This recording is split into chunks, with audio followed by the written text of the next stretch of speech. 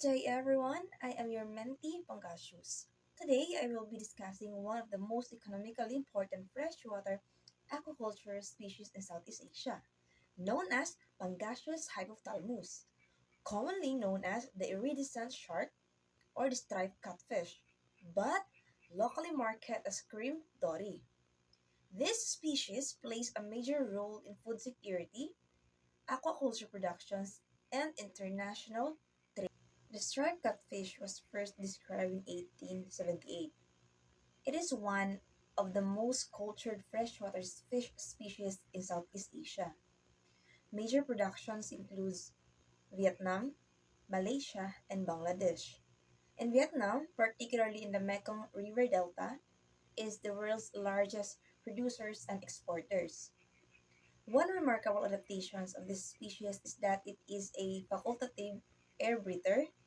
This means it can breathe both dissolved oxygen from water and atmospheric oxygen from air using its modified swim bladder. These adaptations allow it to survive in low oxygen environments and thrive in high density aquaculture systems. Its success is driven by fast growth, high survival rate, large harvest size, strong market demand, and all those mentioned traits make it a pillar of freshwater aquaculture. So let us know what is its taxonomic classifications. So we have the kingdom Animalia, phylum Chordata, class Actinopterygii, order Coeluriformes, family Pangasidae, genus Pangasius, species Hypothalamus. So it is belong to the catfish order because it is Coeluriformes. Although called iridescent shark, it is not a shark. It is a scaleless freshwater catfish characterized by barbels and refined anatomy. Take note, guys, that understanding the taxonomy is important for the board exam identification question.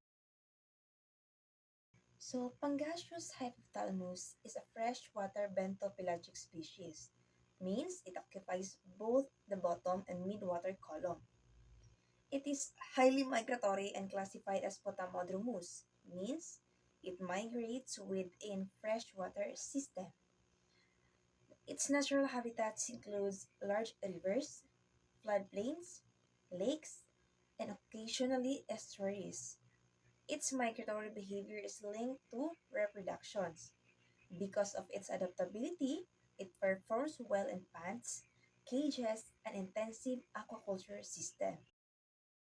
Genus Pangasius includes several related species. So we have Pangasius buckortei, or the basa fish, Pangasius pangasius, Pangasius nasutus, and many more related species. So among this, Pangasius hypothalamus remains the most commercially cultured species. So biologically, this species is scaleless with a laterally flattened body. It has a small head, broad mouth, sharp teeth, long barbels, large eyes, and dark fins. Juveniles display black stripes along their body. Adults can grow up to 130 centimeters and weigh up to 44 kilograms. Spawning season occurs from May to June, and females matures at around 3 years, while males mature earlier at around 2 years. So its rapid growth and high fecundity make it ideal for aquaculture production.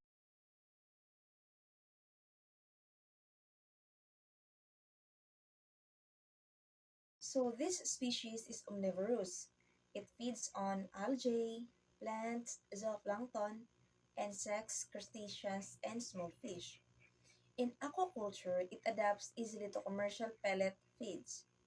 Although naturally a bottom feeder, it can be trained to feed at the surface. This improves feed efficiency and farm management. So in terms of sexual dimorphism, it is visible in this species. Females are larger with a fuller abdomen with rounded genital papillae. Males are slimmer with a pointed genital papillae. And ecologically, Pangasius acts as a mid-level consumer. It links lower trophic organisms to high predators. It supports nutrient cycling and energy transfer within freshwater ecosystems. Here are some of the fascinating facts adaptation. It is a facultative air breather. Juvenile show bright warning stripes. They school tightly, forming ball-like or serpent shapes to confuse predators. These behaviors enhance survival and contribute to its aquaculture success. Pangasius hypothalamus is highly adaptable, fast-growing, and economically valuable freshwater species.